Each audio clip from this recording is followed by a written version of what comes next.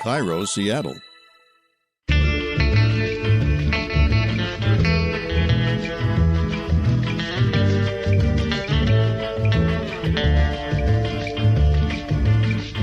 I'm Rachel Bell, and this is Your Last Meal, a show about famous people and the stories behind the foods they love most. Today on the program, actor Laura Prepon. Laura's big break was playing Donna on That 70s Show. She starred in Orange is the New Black, and she has a brand new book out just in time for Mother's Day called You and I as Mothers, a feel-good, live well, stay connected guide for moms. Now, Laura has a new baby and a toddler, but we're going to talk a lot about her mom, who was obsessed with cooking and sometimes called her kids down to dinner in the middle of the night. Often we would wake up around midnight or 1 a.m. and we would stumble into the kitchen, bleary-eyed, and she would have this beautiful spread out for us. And in honor of Laura's role in the TV show Orange is the New Black, I revisit my 2016 interview with the late rapper Prodigy, who wrote a cookbook featuring recipes that he learned to make while he was in prison. We would definitely steal like little packets of salt and pepper and butters from the chow, and we would use it when we actually had time to make our own food. But first, my conversation with Laura Prepon.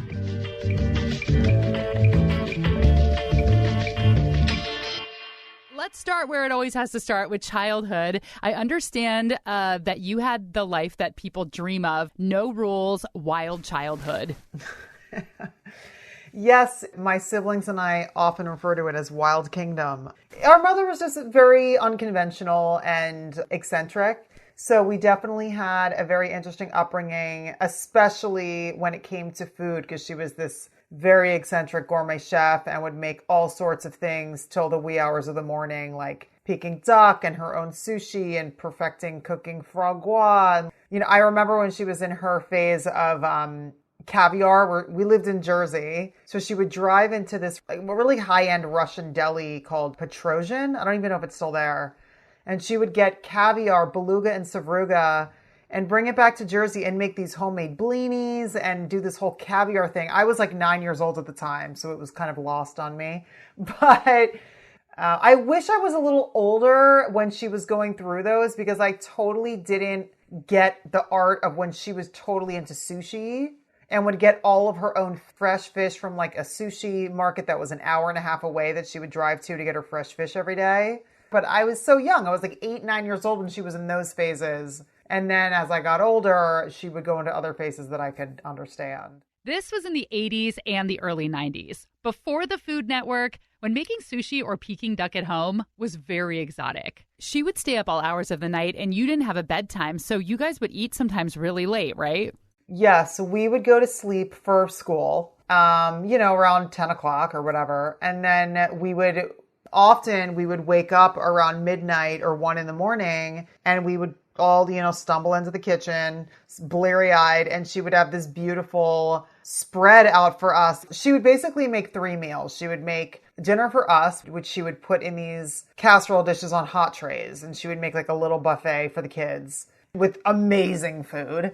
And then she would make something separate for my father. He was like a steak and potatoes kind of guy. So if it was something with fish or whatever, he wouldn't want it. So then she would make him want his dinner if he didn't like what the children were eating, even though it was like amazing, like chicken cordon bleu everything was from scratch always. She never in my life has she dumped out a box of mac and cheese and made it for kids. That's not her thing. And then she would go into her Peking duck or sushi or foie gras or souffle or whatever thing that she was perfecting after that until the wee hours of the morning. And sometimes I'd leave for school and she'd still be in the kitchen in the morning, and then she would sleep during the day. Laura is the youngest of 5 children. And when she was 15 years old, her sister Stephanie worked at a magazine in New York. She suggested that tall, pretty Laura try out modeling. So not something that I wanted to do, only because it never crossed my mind. I was going to, my whole thing was I'm going to be a doctor like my father. He was a very successful surgeon.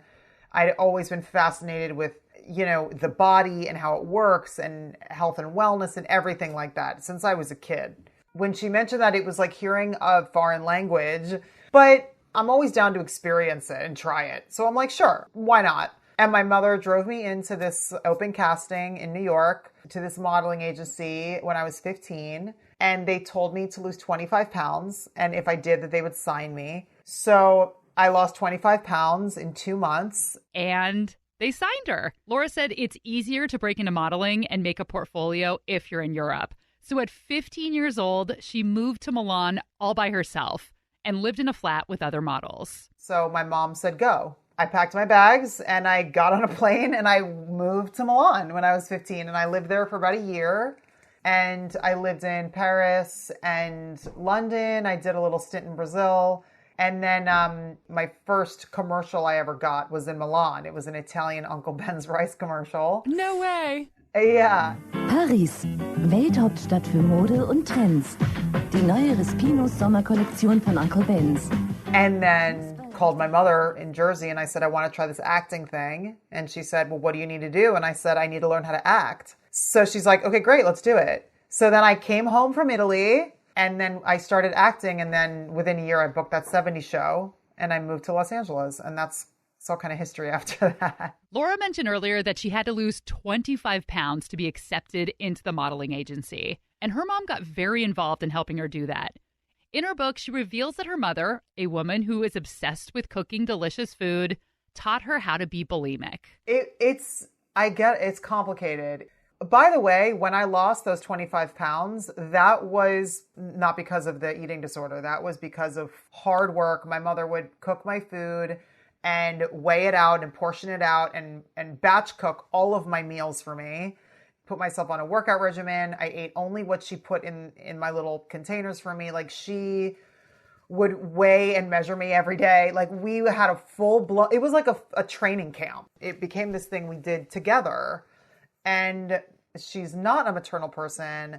So for me to have this bonding experience with her was really, really special. While I was modeling and I dropped down to 105 pounds, not from the eating disorder. That was from me just eating the right way and working out a lot.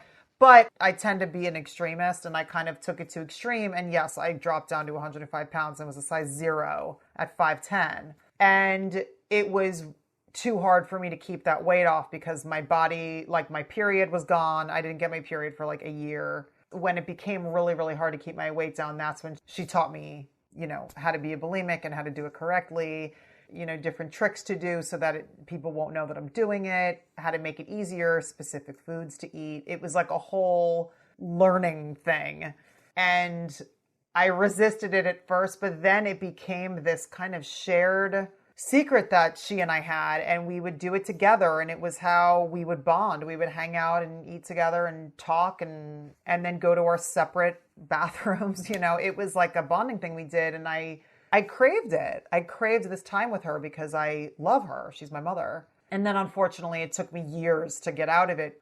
It's interesting because I don't blame her. Like, I know that she equates being thin with success. That's just how her mind works. So I know that she was teaching me this as a way to be successful. But yes, as a mother now, I look back and I'm like, how the hell did you teach me that? Like, it's so damaging and it took me years to unravel that. But again, like there's days where I struggle with, how did you teach me that? And then there's other days where I wouldn't be where I am without her teaching me to not conform to a status quo, and without her teaching me to speak up for myself and really be who I am, and not try to conform to some preconceived idea. That was all stuff that I learned from her. So it's a really interesting relationship. I write all about it in my book because I feel like we can all relate in some way to how we were mothered. It affects us, Oh, yeah. You can't get the mom out of you. No, you can't. You can't. Whether you have a relationship or not, it affects you. You know what I'm saying? And there's a lot of therapy you have to do to kind of ease that up a little bit. Tell me about it. Happy Mother's Day. Unravel those mom issues with your therapist and then pick up some flowers for her this weekend. Your mom, not the therapist. Even though, I don't know, we should probably all give our therapist flowers. That would probably be nice too. It is time to take a quick break, but when we return, Laura Prepon reveals her last meal.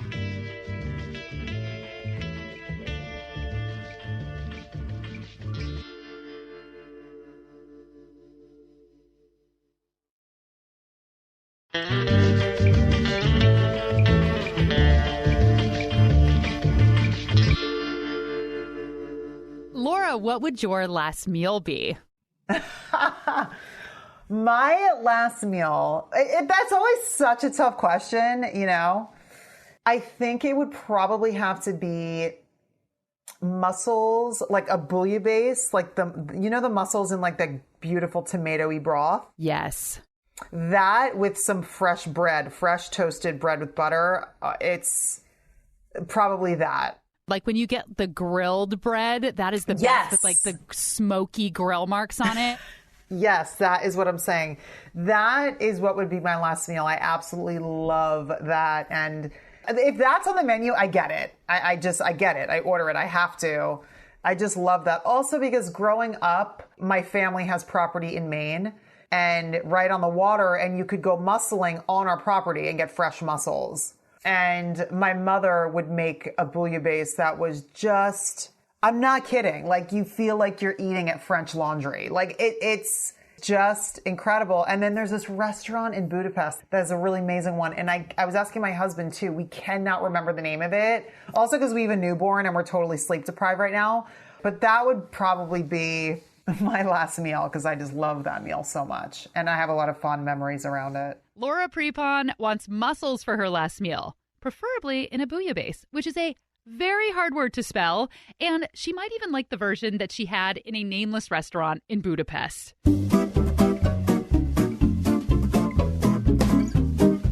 Bouillabaisse is a classic French stew from, is that Marseille? M-A-R-S-E. Okay. I don't know Frenchy stuff good. I don't know Frenchy stuff real good. Bouillabaisse is a classic French fish stew from Marseille that was originally created by fishermen to use up the bony rockfish that they couldn't sell in the markets. The broth has tomatoes and garlic, onions, fennel and herbs, and spices like saffron, thyme, and bay. It's traditionally made with two kinds of fish, something white and firm, and then a shellfish like clams or mussels. And if you like mussels and you've never cooked them before, you should. They are so affordable and so easy to cook and super versatile. I really like to do a Thai version of mussels where you saute some garlic and ginger and onions, and then you just throw in coconut milk, curry paste, lemongrass, and you just wait for them to open right up. It takes like 8 minutes and the dish is done. Or you can go with a French mussel dish and throw them in a pot once again with garlic and onions and fennel. Throw in some white wine and herbs. And then the same thing, they just pop right open in 10 minutes. And when the mussels open, just like clams and other bivalves, they release their briny juices into the sauce. And that's what you get to sop up with the nice crusty bread. Right. Really easy to cook with. So do you ever make it at home? You know, I don't really because I've basically been like pregnant for the last, like my daughter is only 2.5 years old. I was pregnant again after that, which was a pregnancy that we lost. And then I just had another baby. So I've been so pregnant or breastfeeding for the last 3 years. I don't eat mussels when I'm pregnant or when I'm breastfeeding. And then the little time that I had in between the times of being pregnant, I didn't make it actually. I didn't, which is, I should though.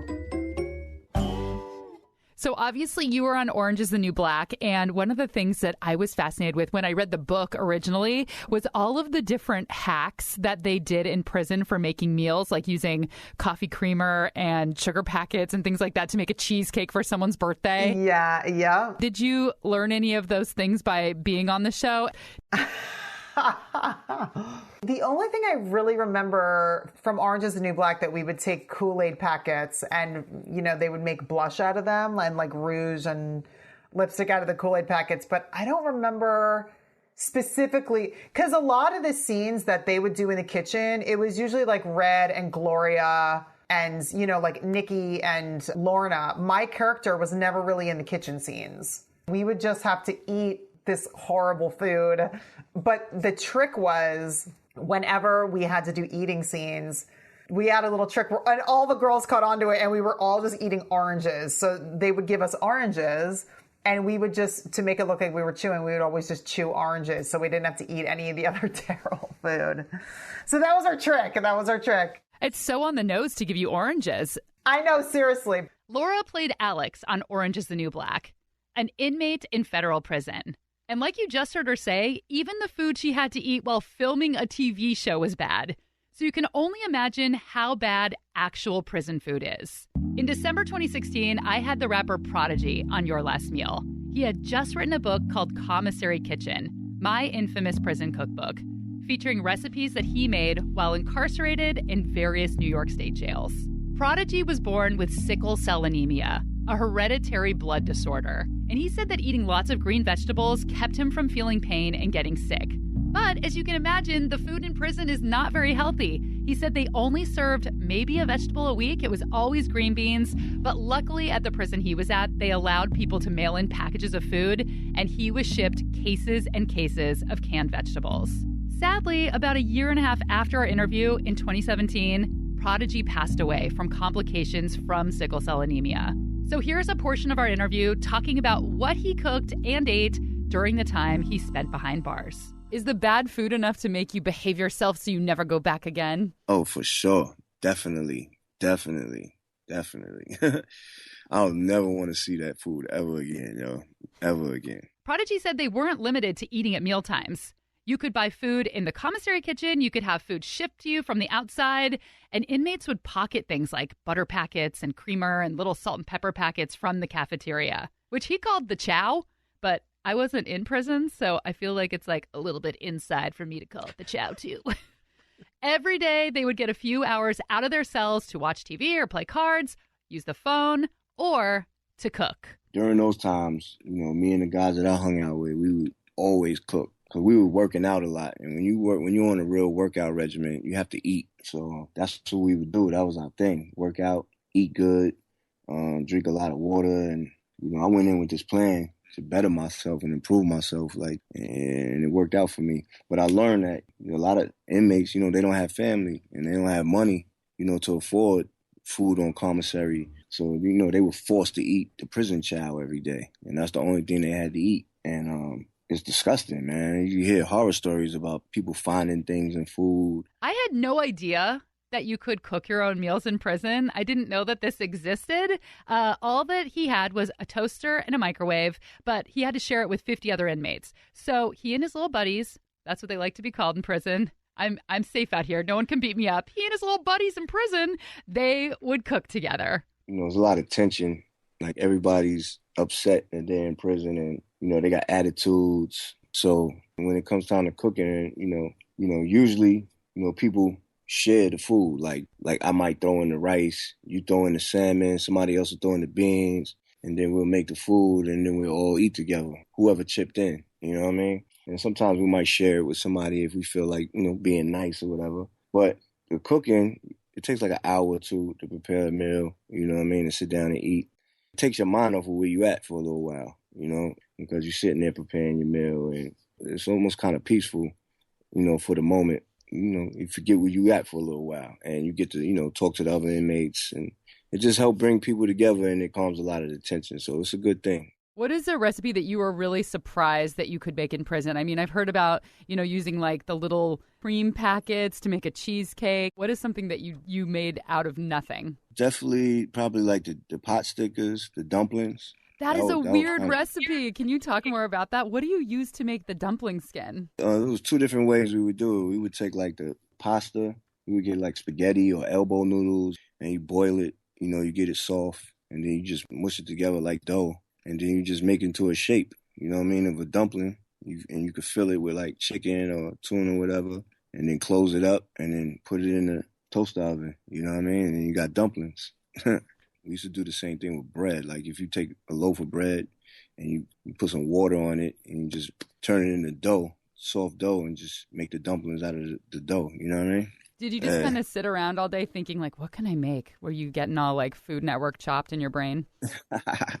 Yeah, we would definitely like experimenting, trying new things. We made that honey glazed chicken. That was like an experiment one day. Me and the homie was in there just trying different things. So that came out pretty good. We just put mad honey on the fried chicken and threw it in the toaster oven, and it was like something new. We was like, wow, this is good. All right, I want to talk about the meal that you think is the most disgusting, which is something that I actually made. There's some cookbook that somebody gave me. We call it Prison, just prison cuisine. And that is the prison surprise.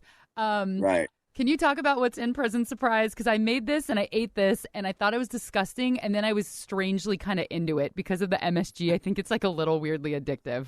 That's like a Rikers Island. That's big on Rikers Island, man. Because that's where I first had it. That's basically ramen noodles with really finely crushed up Doritos, like almost like a powder. You crush the Doritos, and you also use Jack Mac, which is mackerel fish. Yeah, the Doritos is like a cheese sauce. Once you add the hot water to the crushed up Doritos, it becomes like a cheese sauce on the noodles and fish. And they just mix it up, and that's it. Prison Surprise. You know what I mean? What does it taste like? Ah, man, it tastes like cheesy noodles with fish in it. I love how at the end you just say, good luck, yo, at the end of the recipe. Yeah, my first day in Rikers Island, I had that. Somebody made it for me, and they showed me how to make it. And yeah, I actually got sick. I got food poisoning from it. I think the fish was bad or something like that. And I started throwing up and sweating bullets. They had to send me to the infirmary. So I had a bad experience with that.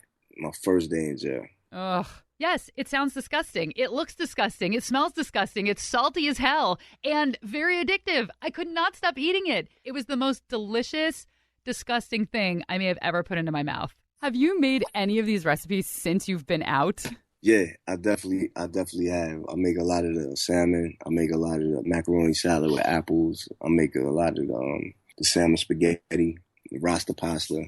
What does your family think about you making prison food at home? Oh, man, they love it because, the book is the ingredients that were available to us in the prison. So what I do is I just take the same recipes and I use fresh food. I go to the fresh fish market and get fresh slice of salmon. You know what I mean? I use better ingredients. Instead of a lot of butter, I'll use some olive oil. And I just use the same recipes with fresh food. You know what I mean? It tastes great. It tastes like real restaurant-style home cooking. My quarantine friends, if you are looking for more podcasts to listen to, I encourage you to go way back and listen to this Prodigy episode in full from December 2016. I also interviewed Brian Price, who is a former Texas inmate. He cooked 218 last meals for people on death row between 1991 and 2001. Brian is an amazing storyteller, and his story goes way beyond food. All right, time to take a break, but when we come back, Laura talks about meatloaf. Now, you might be wondering, are we talking about Meatloaf the food, or are we talking about Meatloaf the man? The only way to find out is to stick around.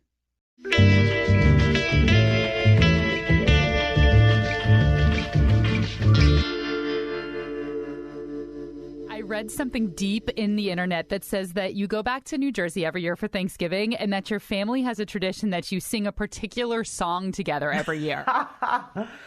Not only is it Thanksgiving, it's at every wedding. You have to sing it. Like a really big family event where we're all there because we're a big Irish Catholic, family. We're half Irish Catholic, half Russian Jewish, and when we're all together, we're having drinks. It always ends up that we end up singing Meatloaf. It's our family anthem. Which song? Paradise by the Dashboard Light. I don't know how that goes. I don't want to put you on the spot, but could you sing a little baby part of it? Okay, so it's, I remember every little thing as if it happened only yesterday. And then, something, and not another car inside. And then it's like, ooh, shop, shop, shop, shop, shop. And it's like, and then he says, and I never met a girl looking any better than you did. And all the kids at school, they were wishing they were me that night. I can literally, I know the beginning was a little iffy for me, but then the rest of it I know pretty well. So is this something that just comes up naturally every time you're all together, like someone will kick it off, or is it organized? Fully. No, someone random will just kick it off. We go so far as at a family wedding, there's a woman that sings with Meatloaf. She is wonderful. The whole thing is about him getting laid. So he's basically telling her, I love you, so that he can sleep with her. And then she's like, if we sleep together, will you love me forever? You know what I mean? So she has this whole part where she's singing. So all the girls line up, all the guys line up, and we sing it to each other like a show. It's amazing. I want to be in your family. It sounds so fun. Oh my gosh. It's so much fun. It's like, it's a big deal. Has this been since you were a kid? Oh yeah, fully. I remember when my sister married a guy from Germany, and his family was visiting. And this broke out one night where it was like the girls line up, the guys line up, we all sang, and my cousins get like really into it. And his family, they're pretty conservative, didn't know if they were seriously fighting or yelling at each other because they get so into the different parts. Oh, it was so funny. We just tend to take the piss out of stuff and just have a good time. All right, so here's a fun fact. Meatloaf is now a vegan. And here's an interview he did with Oprah, Where Are They Now?, about how he got his name. Okay, I got it when I was 4 days old. Not the loaf part, just the meat, because I was born bright red. So the doctor suggested that they should keep me in the hospital for a few days, and my dad actually spoke like this. So I want you to name my son there, because he looks like 9.5 pounds of ground chuck. I want you to put a name tag on the front of that plastic crate, and it say meat on it. They stuck that printed card, said meat, and that was it.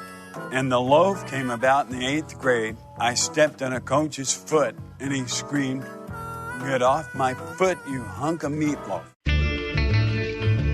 And that was Laura Prepon's last meal. She is such a genuine, down-to-earth person. I absolutely love talking to her. Make sure and order her book. It's called You and I as Mothers, a feel-good, live-well, stay-connected guide for moms, just in time for Mother's Day weekend. This episode was produced by Laura Scott and me, recorded with Aaron Mason, and theme music by Prom Queen.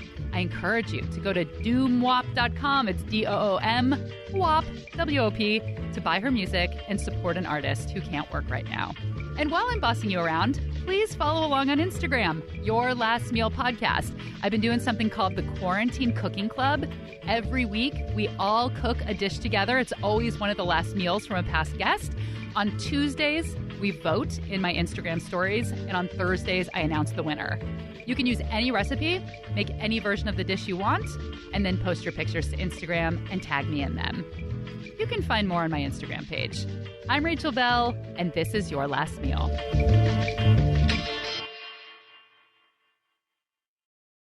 Have you heard that Harris Whittles joke about Laura Prepon? No. Harris Whittles, genius comedy writer. He's no longer with us.